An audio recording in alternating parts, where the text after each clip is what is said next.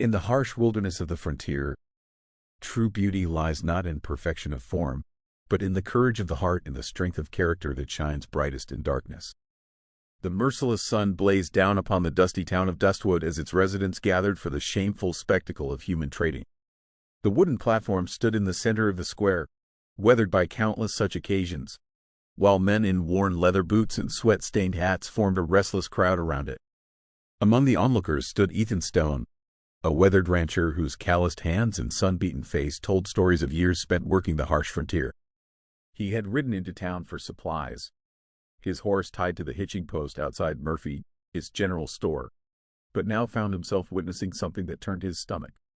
On the platform stood a young woman named Grace. Her simple brown dress was clean but patched, her dark hair pulled back in a practical bun. She was considerably overweight by the standards of the day, but what struck Ethan most was not her appearance but the way she held her head high despite the cruel laughter and jeering comments from the crowd below. "Look at the size of that one," shouted a man in a derby hat. "She would eat you out of house and home." The auctioneer, a thin man with a permanent sneer, struggled to generate interest. "Come now, gentlemen, she looks strong enough for heavy work. Do I hear 20 cents? The crowd's laughter grew louder. Grace's jaw tightened, but she did not lower her eyes. Ethan watched as the bidding stalled at a pathetic 50 cents, the crowd treating her more like livestock than a human being. Something inside Ethan snapped. Perhaps it was the memory of his late wife Sarah, who had always said that a person's worth was not measured by their appearance. Perhaps it was simply the injustice of it all. $5? Ethan called out in a voice that cut through the noise like a blade. The crowd fell silent, turning to stare at the rancher. The auctioneer blinked in surprise, then quickly brought down his hammer. "Sold to the gentleman in the brown hat." Ethan pushed through the crowd, ignoring the whispers and stares. He climbed onto the platform and, without a word, began untying the ropes that bound Grace's wrists. His touch was gentle, respectful. "You are free to go wherever you choose," he said quietly, looking directly into her eyes. "But if you have nowhere to go, you are welcome at my ranch." Grace studied his face for a long moment, searching for deception or hidden motives. Finding none, she nodded once. "I accept your offer, mister." The sun was beginning its descent toward the western horizon when Ethan and Grace rode out of Dustwood on horseback. Ethan had purchased a gentle mare for Grace from the livery stable, ignoring the suspicious glances of the stable owner. The prairie stretched endlessly before them, golden grass swaying in the warm breeze like an ocean of wheat. They had been riding for 3 hours when Grace noticed the dust cloud rising behind them. "Mr. Stone," she said quietly, "we are being followed." Ethan turned in his saddle and cursed under his breath. 6 riders were approaching fast, their horses kicking up clouds of dirt. He recognized the type immediately, outlaws who preyed on travelers foolish enough to venture across the prairie alone. "Can you ride faster?" he asked Grace. "I can try," she replied, but even as she urged her mare forward, Ethan could see they would not outrun their pursuers. The outlaws had fresher horses and knew the terrain better. Within minutes, they were surrounded. The leader, a scarred man with gold teeth and a black beard, grinned wickedly as he leveled his pistol at Ethan's chest. Well, what do we have here?" the outlaw drawled. "A gentleman and his lady out for an evening ride." "How romantic." "Take what you want and let us go," Ethan said calmly, though his hand itched to reach for his own weapon. "Oh, we intend to," the leader replied. "Boys, relieve these fine folks of their belongings." The bandits made quick work of robbing them. They took both horses, Ethan's rifle and pistol, his money pouch, and even Grace's small traveling bag. When one of the outlaws reached for Grace herself, Ethan stepped forward. "You have what you came for," he said, his voice deadly quiet. The leader studied Ethan for a moment, then laughed. "You got spirit, old man. Tell you what, we will leave you your lives. Consider it a gift." He gestured to his men. "Mount up, boys. Let us leave these 2 lovebirds to enjoy their walk." As the outlaws rode away with their stolen goods, Ethan and Grace found themselves stranded in the middle of the vast prairie with nothing but the clothes on their backs and a single canteen of water that had been overlooked. "How far to your ranch?" Grace asked, shading her eyes against the setting sun. 20 miles, maybe 25, Ethan replied grimly. "We had better start walking if we want to reach water before we die of thirst." They began their long journey on foot, the sun beating down mercilessly. Grace, dress was soon soaked with perspiration, and Ethan's shirt clung to his back. But neither complained. They walked in companionable silence, saving their strength for the ordeal ahead. As night fell, they found shelter beside a small creek. Ethan built a small fire while Grace filled their canteen and washed the dust from her face. The stars appeared overhead, brilliant and cold. "Why did you help me back there?" Grace asked suddenly. Ethan poked at the fire with a stick. "Because it was the right thing to do." "That is not an answer." He looked at her across the flames. "My wife used to say that how we treat others when nobody is watching tells us who we really are. I guess I wanted to be someone she could be proud of." On the third day of their grueling journey across the prairie, Ethan and Grace were exhausted. The relentless sun had burned their skin, and their water was running dangerously low. Grace's feet were blistered inside her worn boots, but she had not uttered a single complaint. They made camp beside a small stream as the sun began to set, grateful for the precious water. Ethan gathered dried branches for a fire while Grace soaked her aching feet in the cool stream. The sound of running water was a blessed relief after 3 days of walking through the silent grassland. "We should reach my ranch by tomorrow evening," Ethan said, striking flint to steel. "This stream runs right past my property." Grace nodded, too tired to speak. She watched the flames dance and listened to the night sounds of the prairie. The distant call of an owl, the rustle of grass in the wind, the gentle babbling of the stream. Then she heard something else, a low growling that made her blood run cold. "Ethan," she whispered. He looked up from the fire and froze. Yellow eyes gleamed in the darkness beyond their small circle of light. 1 pair, then 2, then 6. The wolves had found them. The pack leader stepped into the firelight, a massive gray beast with scarred flanks and intelligent eyes. It studied them for a moment, then bared its fangs. The other wolves began to circle, moving like shadows through the grass. Ethan grabbed a burning branch from the fire and stood protectively in front of Grace. "Stay behind me," he said quietly. "Do not run. They will chase you down." The wolves attacked without warning. The pack leader lunged at Ethan while the others tried to flank them. Ethan swung the burning branch, driving back 2 of the beasts, but a third wolf darted in from the side. Grace screamed as the animal leapt at Ethan's throat. He threw up his arm to protect himself, and the wolf's fangs sank deep into his shoulder instead of his neck. The impact knocked him to the ground, the wolf's weight pinning him down. Without thinking, Grace grabbed a heavy stone from beside the stream and brought it down on the wolf's skull with all her strength. The animal yelped and released its grip, stumbling backward. Blood poured from Ethan's torn shoulder, but he managed to get back to his feet. "The fire!" he shouted. "Keep him back with the fire!" Grace seized another burning branch and stood beside him. Together they faced the remaining wolves, waving the flames and shouting. The beasts circled them warily, but the fire held them at bay. After what felt like hours, the pack leader finally turned and trotted away into the darkness. The other wolves followed, their yellow eyes disappearing one by one. Ethan collapsed beside the fire, his face pale with blood loss. Grace tore strips from her petticoat and pressed them against his wounds, trying to stop the bleeding. "You saved my life," he whispered. "You saved mine first," she replied, her hands gentle as she bandaged his shoulder.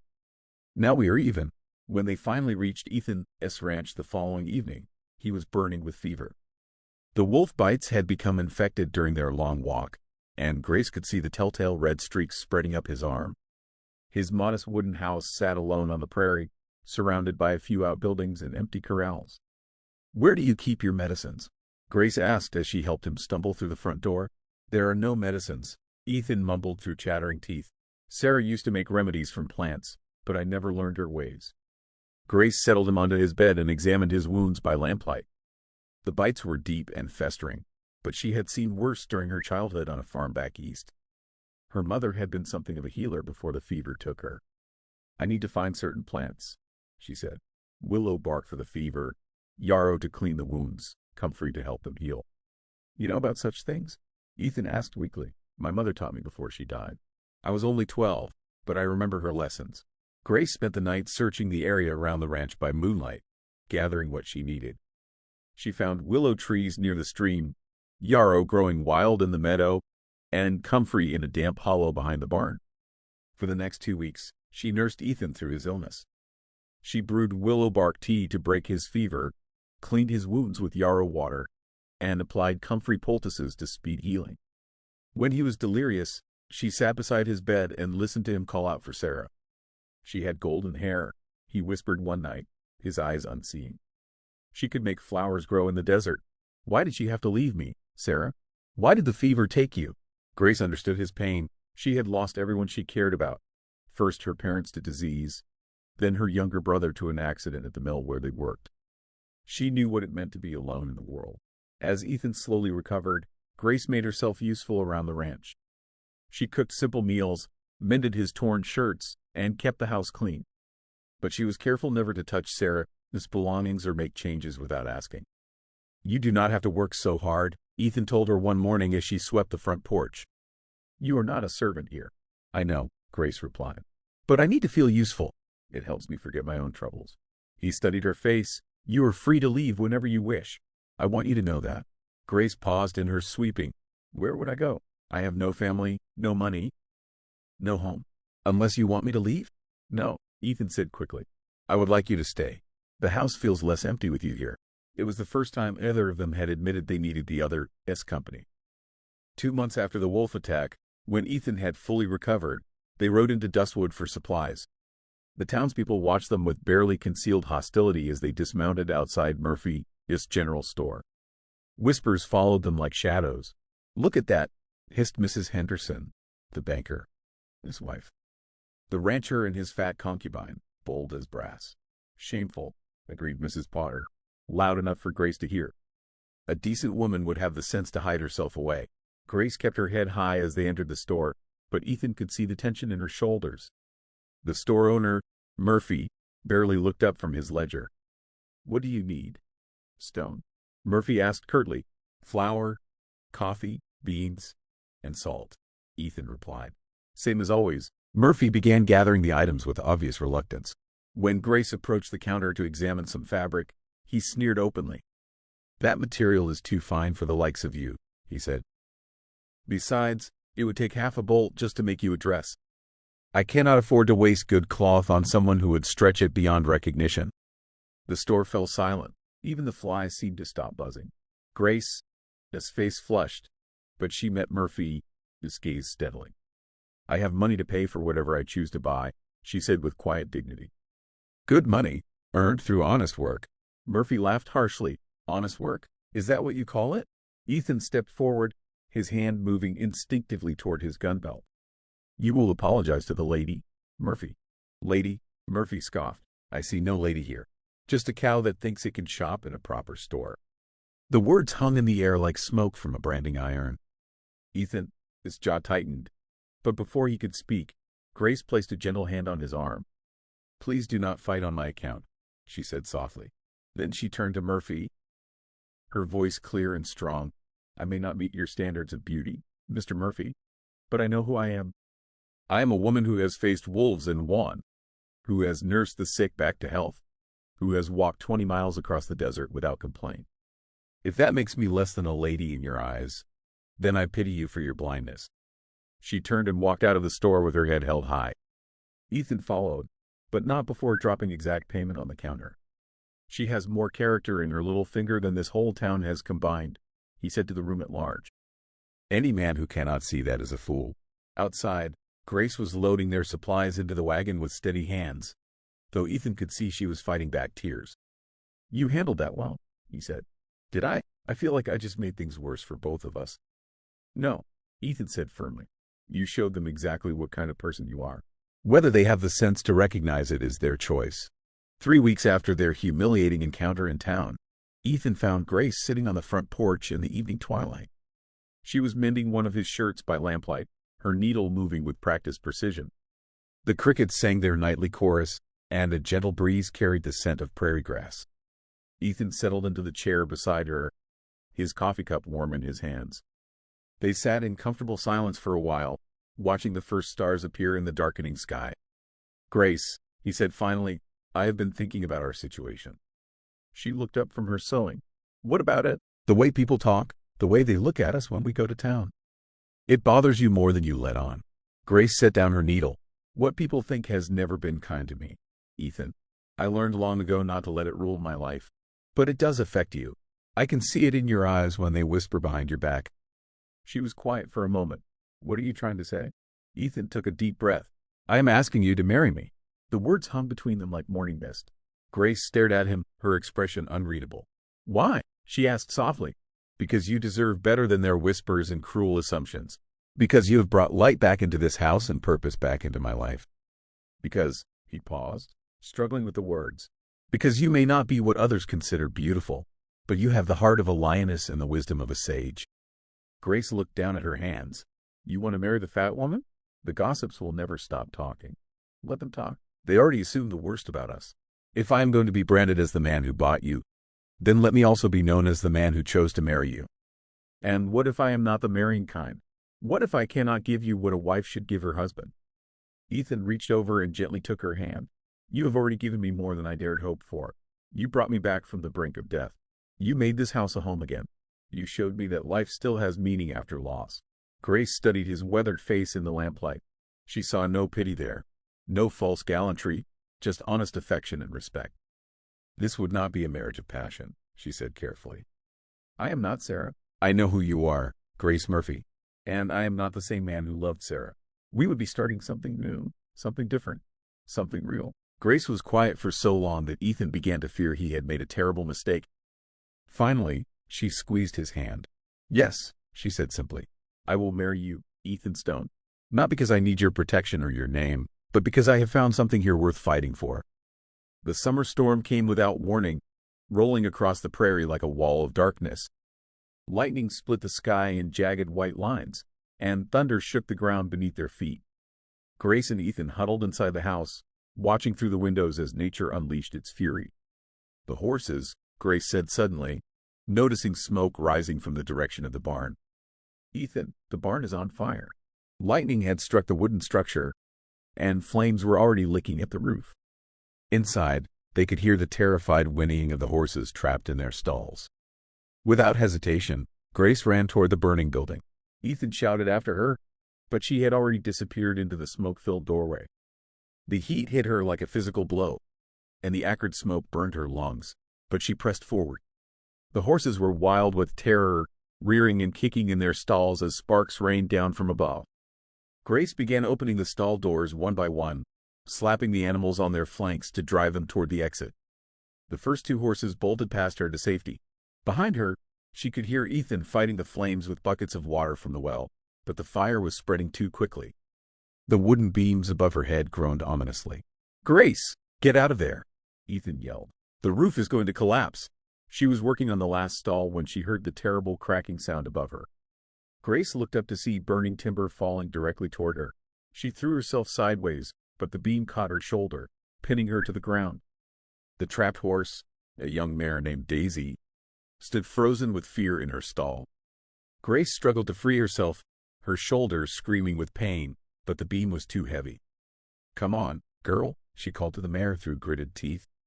"You have to run." The horse seemed to understand. She leapt over the fallen beam and Grace, its prone form, then bolted for the exit just as Ethan burst through the smoke. He lifted the burning timber off Grace with desperate strength and carried her outside moments before the entire roof collapsed in a shower of sparks and flame. They lay in the dirt together, coughing and gasping, watching 3 months of hard work go up in smoke. "Why did you do that?" Ethan asked when he could finally speak. "You could have been killed." Grace turned to look at him, her face streaked with soot and tears. "Because they were innocent, because someone had to save them." In that moment, Ethan realized he had not just found a wife, he had found a partner who would face any danger to do what was right. And Grace understood that she had found a man who would follow her into hell itself if she asked him to. "I love you," he said quietly, the words surprising them both. "I love you too," she whispered back, and meant it completely. 2 weeks after the fire, as they worked together to rebuild the barn, a traveling preacher arrived at the ranch.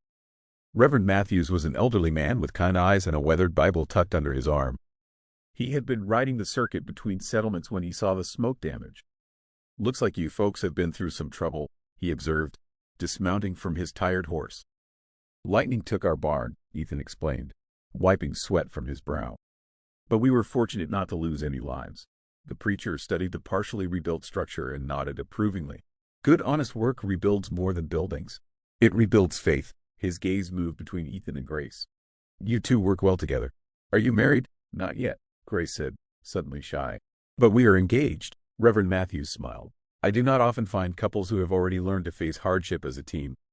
Would you like me to perform the ceremony while I am here? Ethan and Grace exchanged glances. They had planned to wait until they could travel to the county seat, but something about the moment felt right. We have no fancy clothes, Grace said hesitantly. The Lord judges the heart, not the dress, the preacher replied gently. An hour later, Grace stood beside the ruins of the barn wearing her best brown dress. It still carried the faint scent of smoke from the fire, and her hands were rough from work, but her eyes shone with quiet happiness. Ethan wore his only clean shirt and his father's old vest. His hair was slicked back with water from the well, and he held Grace's hands as if they were made of precious china. Dearly beloved, Reverend Matthews began, we are gathered here in the sight of God to join this man and woman in holy matrimony. Marriage is not to be entered into lightly, but with full understanding of its sacred nature.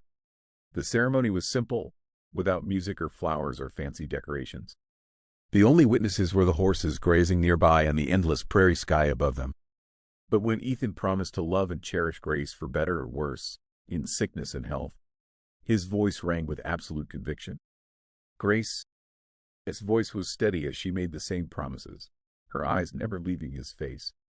By the power vested in me by God and the territory of Wyoming, I now pronounce you husband and wife, the preacher declared.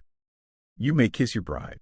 Ethan's kiss was gentle and respectful, sealing a bond that had been forged in hardship and tested by fire. As they walked back to the house hand in hand, Grace felt something she had never experienced before. The absolute certainty that she belonged somewhere, that she was home. As husband and wife, Ethan and Grace returned to Dustwood with a newfound confidence that radiated from them like warmth from a heart. Grace wore a simple gold band that had belonged to Ethan, his grandmother, and she carried herself with the quiet dignity of a woman who knew her worth. At Murphy's general store, the atmosphere was different this time. When they entered, conversations died away, but the silence felt less hostile and more uncertain. Murphy himself seemed unsure how to treat the newly married couple. Mr. and Mrs. Stone, he said awkwardly, unable to meet Grace's eyes. What can I do for you today? We need supplies for the new barn, Ethan said simply. Nails, wood stain, and rope. As Murphy gathered their order, Mrs. Henderson entered the store with her usual air of superiority. She took one look at Grace and sniffed disdainfully. Well, I see the rancher has made an honest woman of his fat companion, she said loudly. Though I suppose even the desperate deserve companionship. Grace turned to face the banker, his wife, with perfect composure. Good afternoon, Mrs. Henderson. I trust you and your family are well? The polite response caught Mrs. Henderson off guard. She had expected anger or shame, not gracious civility. You certainly seem pleased with yourself, Mrs. Henderson said. Searching for another barb. Though I cannot imagine what you have to be so happy about, looking as you do. Grace smiled serenely. I am happy because I have found a man who values kindness over cruelty, courage over cowardice, and substance over superficial beauty. I am sorry you seem unable to recognize those qualities when you see them. Mrs. Henderson, whose face flushed red. She had no response to such calm dignity. Meanwhile, at the saloon, the men had stopped their crude jokes about Ethan. They had heard about the fire, about how Grace had risked her life to save the horses, and about how the couple had worked side by side to rebuild. There was something in Ethan's bearing now that warned against mockery. When they left the store, Grace walked with her head high, no longer flinching at the stares and whispers. She had weathered the worst the town could offer and emerged stronger. You handled that beautifully, Ethan said as they loaded their supplies into the wagon. I learned something important today, Grace replied. Their opinions only have power over me if I give them that power. I choose not to. And what if they never accept us? Grace looked around at the dusty street, the small-minded people peering at them from doorways and windows. Then that is their loss, not ours. We have built something good together, Ethan. Let them keep their poisonous thoughts. We have love. The confrontation that had been building for months finally erupted on a hot afternoon in late summer. Ethan and Grace had come to town for their monthly supplies when they encountered Jake Morrison, a drunken cowboy stumbling out of the saloon. Morrison was known for his cruel tongue and violent temper, especially when whiskey loosened his inhibitions. He spotted Grace climbing down from their wagon and let out a loud, mocking laugh. "Well, looky here," he bellowed, loud enough for half the street to hear. "If it ain't the rancher and his fat pig of a wife. Tell me, Stone, do you have to roll her in flour to find the wet spot?" The crude insult hung in the air like gunpowder smoke. Conversation stopped. People emerged from shops to watch the scene unfold. Grace stood frozen beside the wagon, her face burning with humiliation. Ethan moved with deadly calm.